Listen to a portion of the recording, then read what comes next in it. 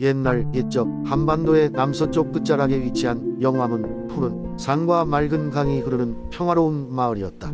이 마을에는 특별한 동산이 하나 있었는데 동산 한가운데에는 거대한 느티나무가 자라고 있었다. 이 느티나무는 마을의 수호신으로 여겨졌고 오랜 세월 동안 사람들에게 많은 이야기를 남겼다. 느티나무는 마치 생명을 가진 것처럼 숨을 쉬며 자신의 가지와 잎을 통해 마을의 기쁨과 슬픔을 함께 느끼고 있었다. 마을 사람들은 매년 봄 느티나무 아래에 모여 풍요와 안녕을 기원하며 축제를 열었다. 그들은 나무에게 소원을 빌고 간절한 기도를 올리곤 했다. 어느 해 마을에 가뭄이 찾아와 사람들은 큰 걱정에 빠졌다. 농작물은 시들어가고 강물도 점점 말라갔다. 마을 사람들은 느티나무를 찾아가 간절히 비를 내리게 해달라고 기원했다. 그러자 놀라운 일이 일어났다. 어느 날 밤 나무 아래서 휴식을 취하던 한 소년이 달빛 아래서 사람의 모습을 한 요정을 발견하게 되었다. 요정은 소년에게 놀라지 말라며 자신은 이 느티나무와 함께하는 자연의 정령이라고 말했다. 나는 여러분의 기도를 들었고 돕고 싶어 이곳에 왔단다 라고 요정이 말했다. 소년은 요정에게 마을에 비를 내려달라고 부탁했다. 요정은 소년의 진실한 마음에 감동하여 마법의 비를 마을에 내려주겠다고 약속했다. 대신 사람들은 자연을 아끼고 서로를 존중하며 살아가야 한다고 경고했다. 그 후 영암에는 하루 종일 시원한 비가 내렸다. 가뭄으로 시들어가던 농작물은 다시 푸른 생기를 되찾고 강물도 다시 흐르기 시작했다. 마을 사람들은 요정과 느티나무에게 감사를 표하며 자연의 소중함을 깨달았다. 그 이후로 영암 사람들은 자연의 균형을 지키며 살아갔고 매년 축제 때마다 요정에게 감사의 인사를 잊지 않았다. 느티나무는 변함없이 마을 한가운데에서 긴 세월 동안 자리를 지키고 있었다. 그리고 그 아래서 보낸 소년의 이야기는 오랜 세월이 흐른 뒤에도 영암 사람들 사이에 전설로 남아 계승되었다. 느티나무는 여전히 달빛 아래서 마을을 지켜보며 아름다운 이야기를 만들어가고 있었다. 두 번째 이야기. 옛날 옛적 한국의 모안 지역에는 마을 사람들이 거닐던 아름답고 조용한 호수가 하나 있었다. 이 호수는 달빛이 비치는 밤이면 무척 신비롭게 변하여 마치 은빛 망토를 두른 것처럼 반짝였다.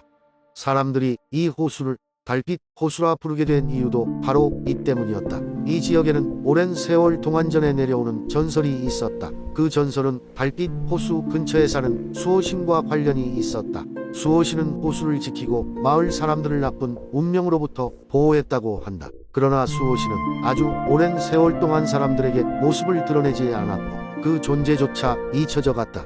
그러던 어느 날 마을에 기이한 사건이 연속적으로 발생하기 시작했다. 나무들은 이유 없이 말라버리고 가끔씩 들리는 기괴한 소리가 사람들을 불안에 떨게 만들었다. 마을 사람들은 이 모든 일이 수호신의 분노 때문이라고 생각하고 그를 달래기 위한 방법을 찾기 시작했다. 한편 마을에는 아리아라는 이름의 소녀가 있었다. 아리아는 호기심이 많고 용감한 성격으로 늘 달빛 호수에서 일어나는 신비로운 사건들에 관심을 가지고 있었다. 그래서 그녀는 호수로 향해 모든 비밀을 밝히기로 결심했다. 어느 달이 환하게 빛나는 밤 아리아는 호수로 가서 작은 배를 띄우고 호수 중앙으로 나아갔다. 그곳에서 그녀는 무언가 반짝이는 것을 발견했고 그쪽으로 다가갔다. 믿을 수 없는 일이 일어났다. 반짝거리는 빛 속에서 아름다운 여인이 나타난 것이었다. 그녀가 바로 달빛 호수를 지키는 수호신이었다. 수호신은 아리아를 환영하며 그녀에게 마을이 다시 평화로워질 수 있도록 비밀을 알려주었다. 마을 사람들이 호수 근처에 선물을 바치고 서로를 위해 기도하며 마음을 나누는 전통을 되살리면 모든 것이 나아질 거라고 했다. 아리아는 그날의 경험을 마을 사람들에게 이야기했고 모두가 하나 되어 수호신의 지시에 따르기로 했다.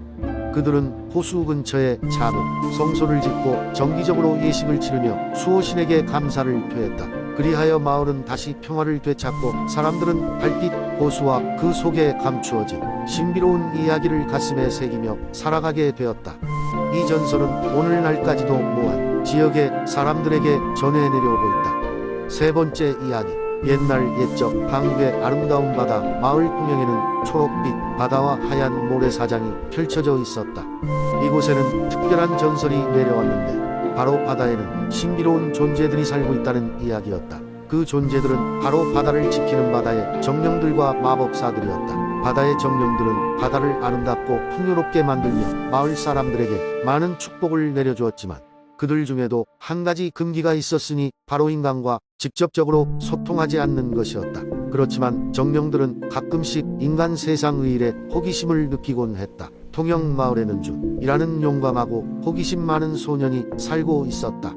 준은 해변가를 걸으며 조개 껍데기를 모으고 해안선 너머로 펼쳐진 바다를 바라보는 것을 좋아했다. 하루는 해변가에서 놀던 준이 반짝이는 조개 껍데기를 발견했다. 조개 껍데기를 손에 들어 올리자 신기하게도 그곳에서 은은한 빛이 흘러나왔다. 그 순간 바람이 불어와 준의 귓가에 이렇게 속삭였다. 이 조개를 통해 너는 바다의 진실을 보게 될 것이다. 그러나 너의 마음속 두려움을 이겨내야 하느니라. 호기심이 더욱 커진 준은 조금도 두려워하지 않고 그 조개를 꼭 쥐고 바다 속으로 걸어 들어갔다. 그 순간 마법이 일어났다.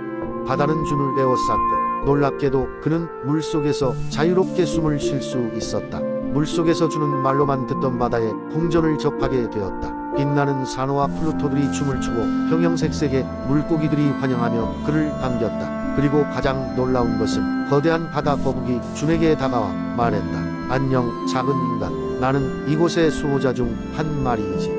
내가 여기에 온 것은 운명이로구나. 우리는 너의 도움을 필요로 한다. 준은 두려움보다는 이곳의 아름다움과 이들의 이야기에 더욱 빠져들었다. 수호자들은 준에게 바다가 최근 들어 어둡고 위험해지고 있으며 그 이유는 바다 깊숙한 곳에 잠들어 있던 악의 존재가 깨어났기 때문이라고 설명했다.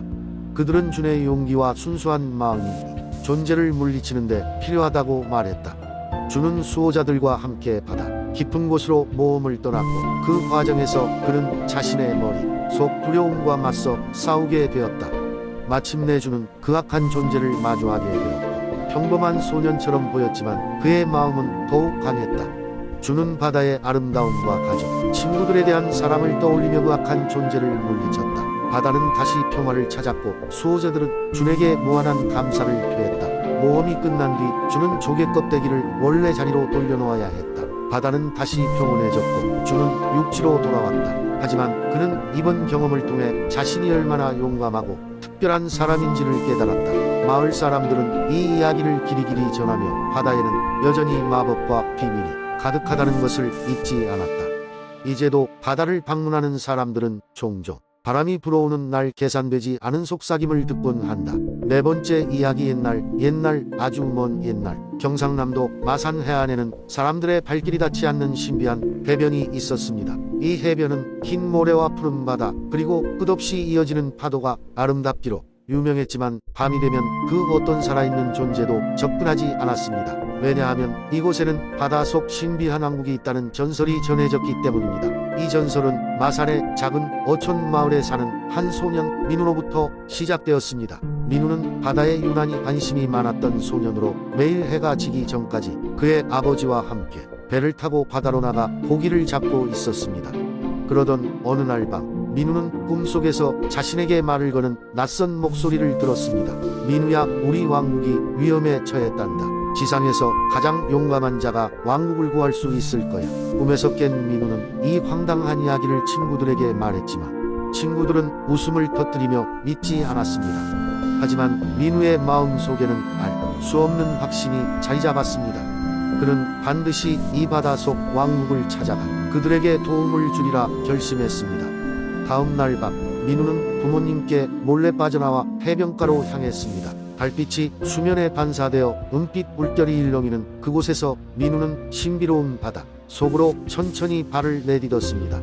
그러자 놀랍게도 물은 그저 엷은 안개처럼 그의 주위에서 열렸고 민우는 마치 꿈결처럼 물속으로 걸어 들어갔습니다. 바닷속은 환상적이었습니다. 형형색색의 산호초와 빛을 발하는 물고기들이 몰려다니며 용왕의 궁을 안내했습니다. 민우가 궁에 도착했을 때 용왕이 환영하며 말했습니다. 노래를 부르며 위험을 알린 것은 바로 나였어요. 용감한 소년 민우. 용왕은 마산 해변을 지키는 수호신이었지만 최근 인간들의 무분별한 개발과 오염으로 인해 점점 힘을 잃고 있었습니다. 민우는 상황을 듣고 큰 결심을 했습니다. 마산의 사람들에게 이 사정을 알리고 자연을 보호하기 위한 노력을 시작하겠다 다짐했습니다.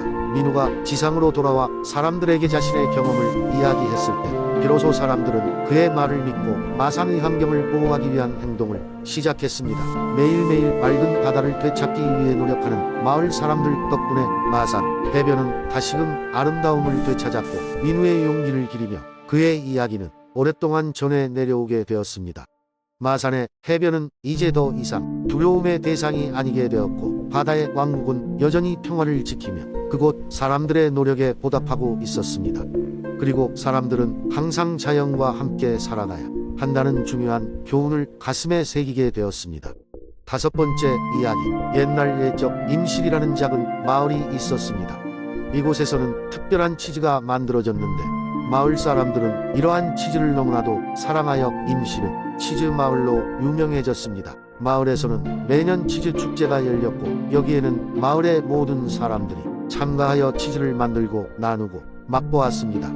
축제의 하이라이트는 바로 치즈 조각상이었는데 이는 마을 사람들이 가장 뛰어난 손재주를 뽐내는 시간이었습니다. 어느 해 이번 치즈 조각상 주제는 황금소였습니다. 황금소는 세대를 걸쳐 내려오는 전설 속의 존재로 이 소를 만지면 영원한 번영과 행복이 찾아온다는 이야기였습니다. 마을 사람들은 이 전설을 담은 치즈 조각상을 완성하기 위해 정성을 다했습니다. 마을 중심에서 조금 떨어진 곳에 어린 소녀 수연이 살고 있었습니다. 수연은 치즈를 너무 좋아해서 매일 꿈을 먹으며 살았습니다. 그녀는 자주 황금소에 대한 이야기를 상상하며 그 전설 속에 빠져들곤 했습니다. 그녀는 이번 축제에서 꼭 황금소 치즈 조각상을 보고 싶었고 조각상을 만들고 있는 장인들을 몰래 따라다녔습니다. 어느 날 밤 수연은 꿈에서 한 노파를 만났습니다. 그녀는 자신을 황금소의 수호자라고 소개하며 수연에게 축제 날에 특별한 일이 일어날 것이라고 예언했습니다. 수연은 그 꿈이 너무 생생해서 다음 날 아침 모든 것들이 현실처럼 느껴졌습니다. 드디어 축제 날이 다가왔습니다. 마을은 온통 치즈 향기로 가득 찼고 곳곳에서는 환호성이 넘쳐났습니다. 수연도 기대에 찬 표정으로 사람들 틈에 섞여 축제를 즐겼습니다. 그러다 무대 위에 올려진 거대한 황금소 치즈 조각상을 발견했습니다. 조각상은 너무나도 화려하고 섬세하여만은 이들의 감탄을 자아냈습니다. 그 순간 조각상을 만든 장인이 갑자기 부끄럽게 고개를 떨구었습니다. 그는 치즈가 완전하지 않다고 생각하며 황금소에게 마지막 마법을 걸어주지 못했다고 했습니다. 그때 수연은 용기를 내어 무대 위로 올라갔습니다. 수연은 조각상 가까이 다가가 작은 목소리로 전설 속 수호자를 부릅니다. 순간 환한 빛이 무대 전체를 휘감았고 치즈 조각상이 황금빛으로 반짝이기 시작했습니다. 사람들은 놀라움과 감탄으로 가득 찬 눈으로 그 장면을 지켜보며 수연의 기적에 아낌없는 박수를 보냈습니다. 그날 이후로 마을 사람들은 수연을 치즈마을의 특별한 아이로 여기게 되었고 그해 치즈 축제는 역대급 성공을 거두었습니다. 수연이 본 그 황금빛 소는 꿈속에서 본 노파가 약속한 기적이었고 이로 인해 마을은 큰 번영과 행복을 계속 누리게 되었습니다. 임실마을은 그 후로도 오랫동안 치즈와 황금소의 전설을 지켜가며 사람들에게 행복을 전하는 곳으로 남게 되었습니다.